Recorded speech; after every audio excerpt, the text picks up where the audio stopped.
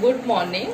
आज हम history subject Hindi medium 8th standard 3rd lesson अंग्रेजी सत्ता के परिणाम का स्टडी करेंगे। हमने उससे पहले जो 2nd लेसन पढ़ा था उसमें क्या था, यूरोप और भारत का हिस्ट्री था।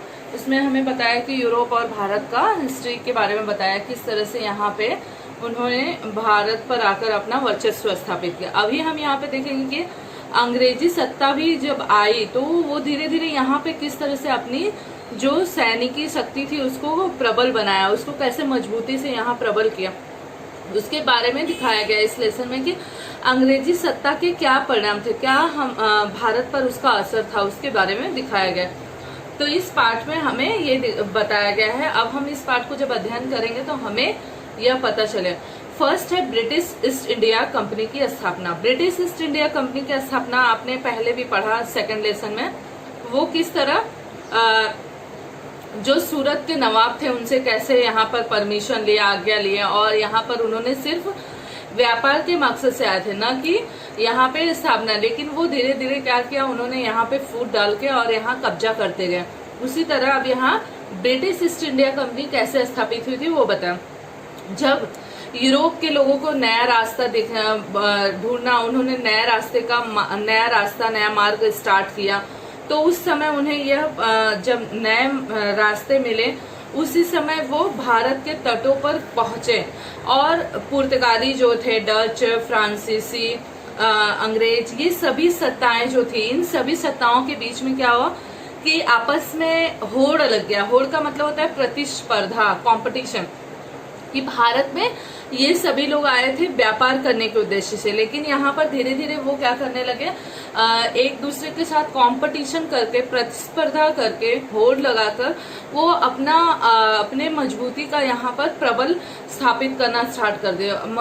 असर यहाँ पर भारत के ऊपर वर्चस्व स्थापित करना स्टार्ट कर। जब अंग्रेज भारत में व्यापार के लिए आए यहाँ पर, तो उनसे पूर्व पुर्तगाली लोग आए हुए थे। तो पुर्तगालियों ने क्या किया, अंग्रेजों का विरोध करना स्टार्ट किया।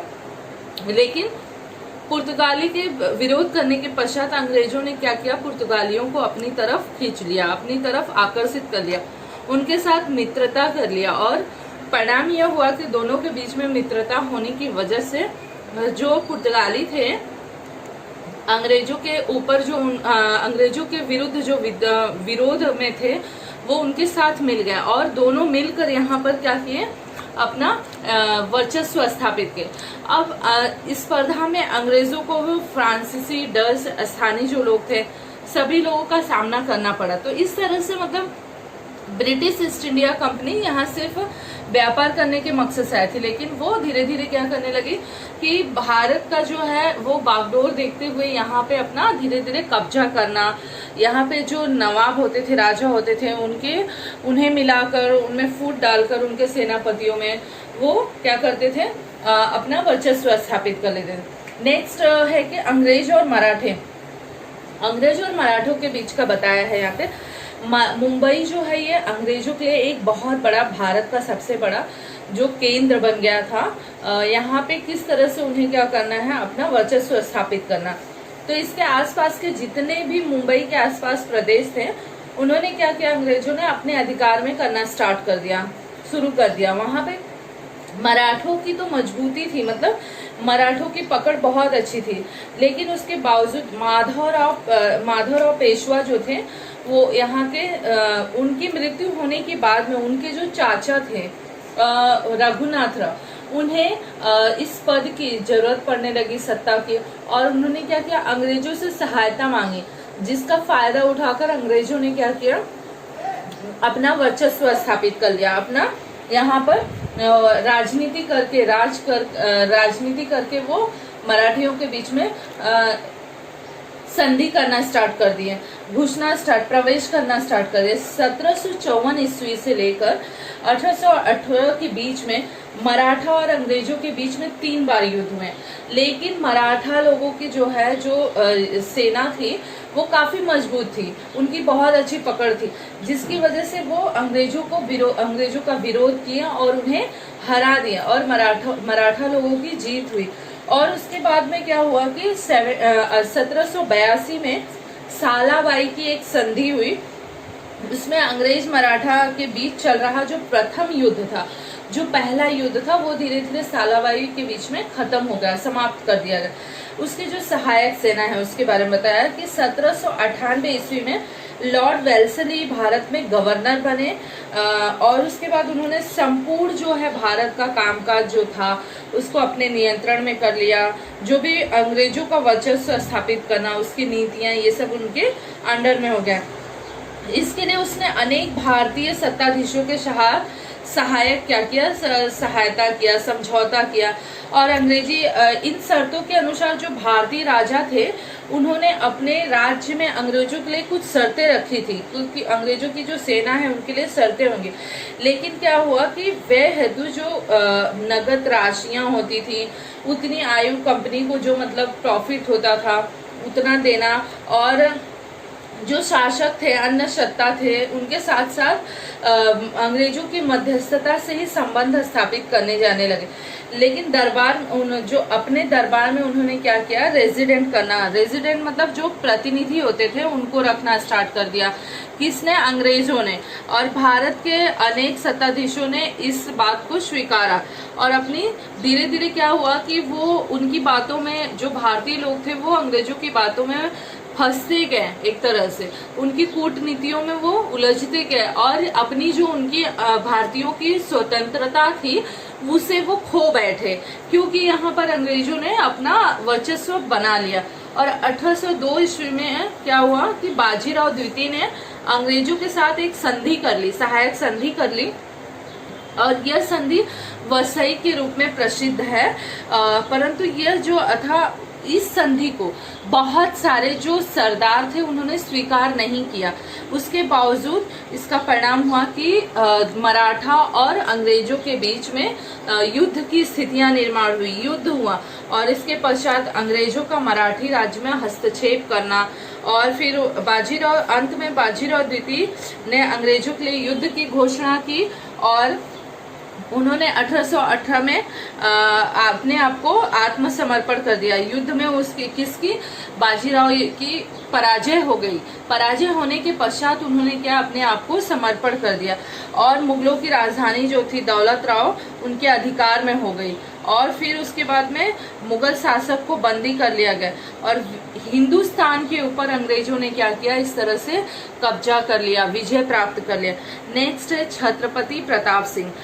छत्रपति प्रताप सिंह पेशवाई राज्य स्टार्ट हुआ, पेशवाई का अस्त हुआ और उसके बाद में फिर छत्रपति प्रताप सिंह जो थे उन्होंने वो गद्दी पर बैठे और सातारा के, और उनके साथ में अंग्रेजों ने क्या किया, संधि कर लिया। उसके बाद में जो ग्रांड डफ थे अंग्रेज अधिकारी, उन्हें यहाँ पर गद्दी पर बिठा दिया गया। लेकिन वो कुछ समय के पश्चात गद्दी से पदच्युत करके काशी में रखे गए और वहीं पर उनकी 1874 में मृत्यु हुई। किसकी? प्रताप सिंह की। उन्हें हटाकर ग्रांड डफ को बैठाया गया और वहीं पे उनकी मृत्यु हुई। छत्रपति प्रताप सिंह के प्रमुख शासक रांगो बापूजी गुप्ते ने इंग्लैंड के जाकर इस अन्याय के विरुद्ध उन्होंने आवाज उठाया। जो उनके साथ अन्याय हो रहा था, वहाँ जो सातारा के लोग थे उन्हीं में से एक थे प्रशासक रंगो बापूजी गुप्ते। उन्होंने ये अन्याय मांगने के लिए प्रयास किए, न्याय के लिए गुहार की, आवाज उठाई। आगे चलकर लॉर्ड डलहौजी ने उत्तराधिकारी अधिकार अस्वीकार कर 1848 में सातारा का राज्य हड़प लिया। मतलब ये जो थे कौन, गुप्ते, इन्हें उत्तराधिकारी के रूप में दिया गया था। लेकिन इन्होंने क्या किया, अंग्रेजों ने, लॉर्ड डलहौजी ने 1848 में इस बात को अस्वीकार किया और जो सातारा राज्य था उसे अपने हक में कर लिया, हड़प लिया। अभी नेक्स्ट है कि अंग्रेजी सत्ता के परिणाम। अंग्रेजी सत्ता का कैसे यहाँ पर भारत पर परिणाम हुआ वो बताया है। दोहरी शासन व्यवस्था, उन्होंने यहाँ पे दोहरा शासन व्यवस्था किया था। कहाँ? भारत में। किसने? अंग्रेजों ने। रॉबर्ट क्लाइव ने 1765 में बंगाल में दोहरी शासन व्यवस्था प्रारंभ की। कंपनी ने राजस्व इकट्ठा करना और अपने हाथ में रखा। मतलब वो जो कंपनी का सारा प्रॉफिट होता था वो सारी देख रेख ये सब अपने हाथों में रखते थे। कौन? ये अंग्रेज लोग। बंगाल के व्यवस्था बनाए रखना, ये कार्य बंगाल के नवाब को सौंपा। इसी को दोहरी शासन व्यवस्था कहते हैं कि मतलब जो रूल्स रेगुलेशंस होते थे वो कौन बनाता था, बंगाल के जो नवाब होते हैं, और जो प्रॉफिट होता था उसे अंग्रेज खुद रखते थे। दोहरी शासन व्यवस्था के परिणाम दुष्परिणाम ये दिखाई देने लगे। उसका दुष्परिणाम क्या था, लोगों को ये दिखने लगा।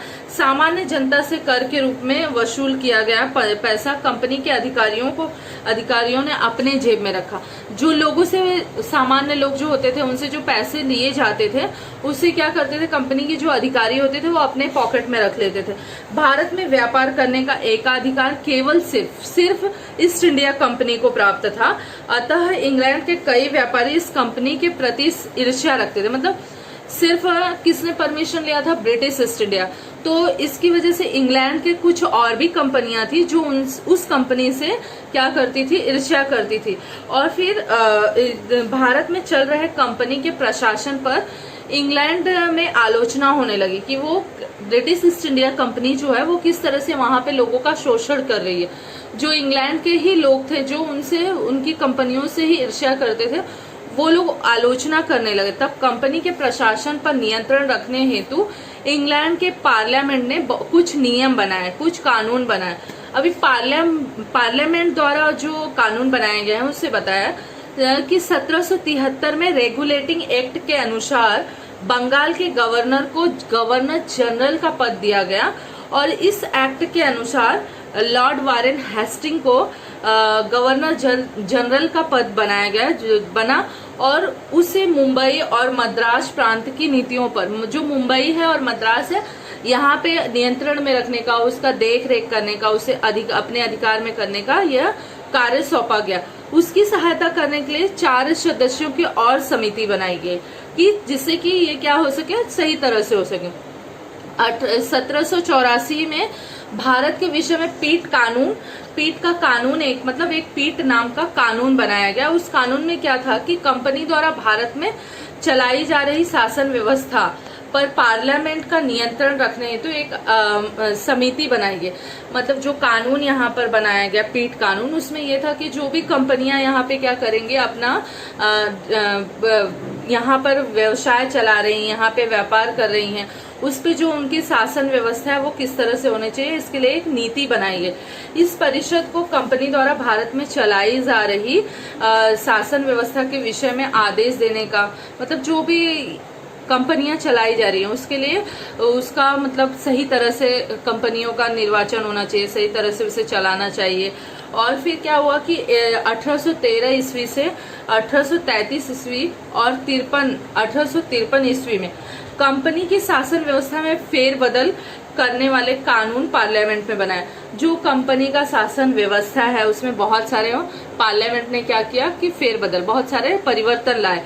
इस प्रकार कंपनी के प्रशासन पर ब्रिटिश सरकार का अप्रत्यक्ष नियंत्रण आ गया, और अंग्रेजी सत्ता के आगमन के पीछे पीछे भारत में नई प्रशासनिक नीतियां शुरू हो गई, और प्रशासनिक नौकर तंत्र, सेना, पुलिस बल, न्याय प्रणाली, अंग्रेजों के भारत में चलाए जा रहे भारत के प्रशासन के सम्मुख आधार स्तंभ। मतलब कि जो इस तरह से ये क्या कर रहे थे, यहाँ पे अपनी कंपनियों का निर्वाचन कर रहे थे, चला रहे थे, उसके ऊपर नियंत्रण रखा जा सके।